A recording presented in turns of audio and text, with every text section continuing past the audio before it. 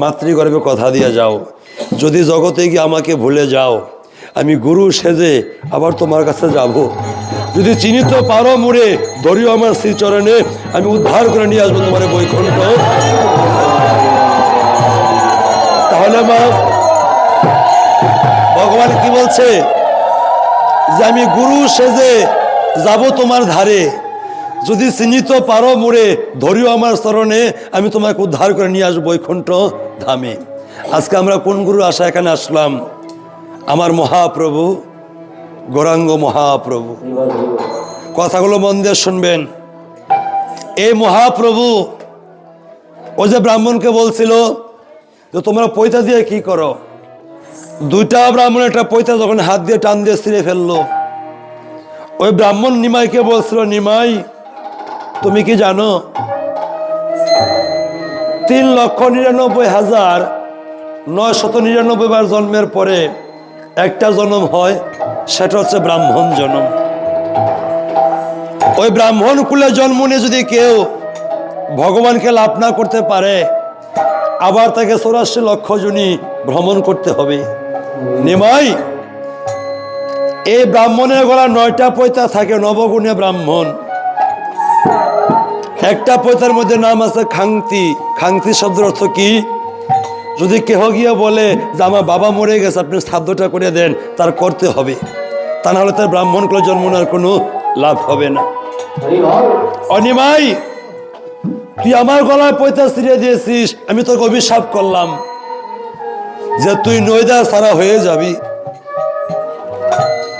মহাপ্রভুকে অভিশাপ করলো যে তুই নৈদা সারা হবি, আমি তোকে অভিশাপ করলাম। এই অভিশাপটা পাওয়ার পর নিমাই কারোর সাথে কথা কয় না, আগের মতো দুষ্টমি করে না, সে কাউকে মা খেলায় খেলতে যায় না। সচিমা নিমাইকে বলছে, নিমাই রে, তুই তো এমন ছিলি না, কিন্তু আজকে তুই হঠাৎ করে এত শান্ত হয়ে গেলি, তার কারণটা কি? নিমাই বলছে, মা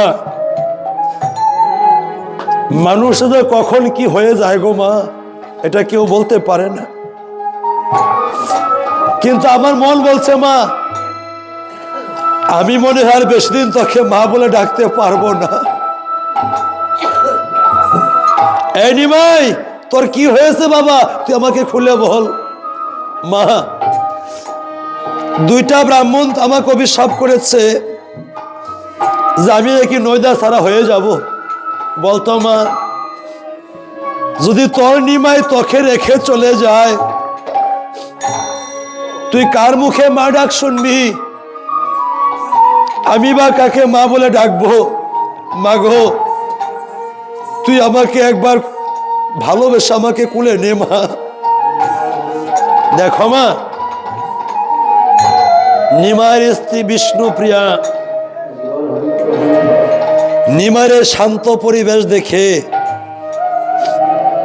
তার মনে ভাবনা, আমার প্রভু তো একা আমার নয়, সে তো জগতের প্রভু, তবে কি প্রভু আমাকে রেখে নাম বিলাতে চলে যাবে?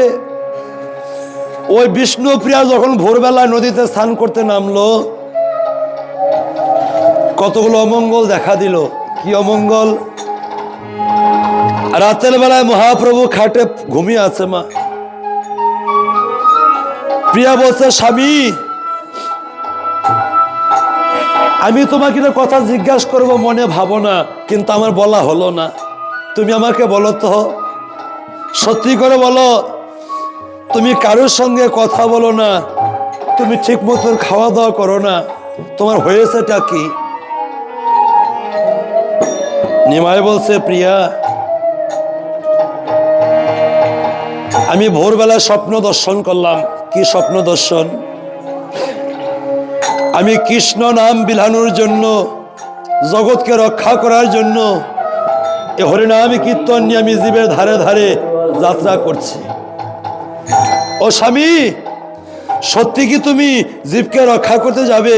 বলছে, হ্যাঁ, কিন্তু এই কথা তুমি আমার মাকে কোনোদিন বলো না, কারণ মা যে আমার অভাগিনী, মা এই কথা শুনলে সে থাকতে পারবে না।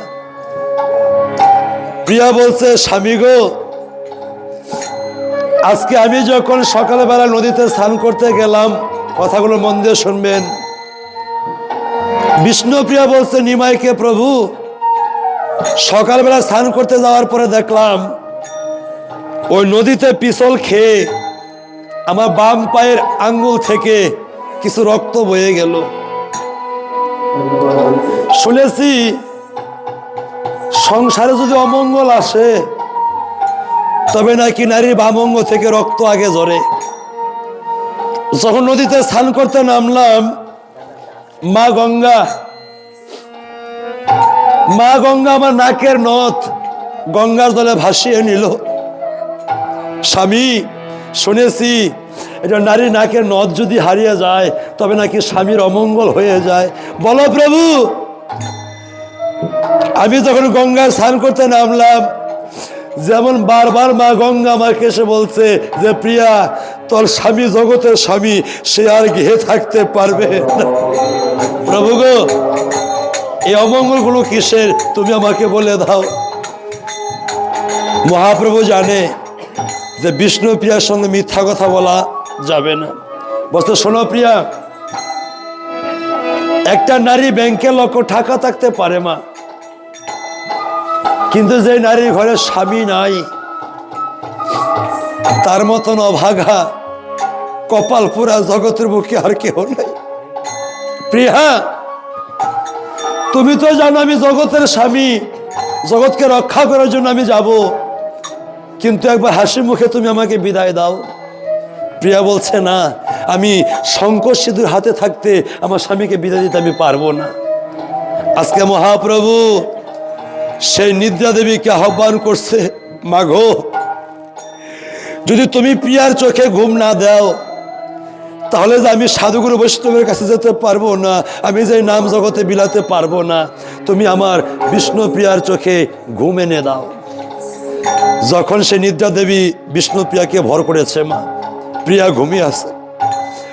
আজকে মহাপ্রভু নিজে বিষ্ণু প্রিয়ার কাছে হাত জোর করে বলছে, প্রিয়ে, আমি জানি স্বামী যদি দুই বেলা দুটি ভাত মুখে নাও দিতে পারে,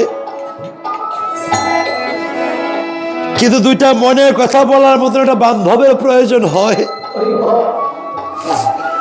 আজকে তোমার স্বামী জগৎকে রক্ষা করতে যাত্রা করেছে প্রিয়া, আমি তোমার স্বামী হয়ে তোমার কাছে ক্ষমা চাচ্ছি, তুমি আমায় ক্ষমা করে দাও।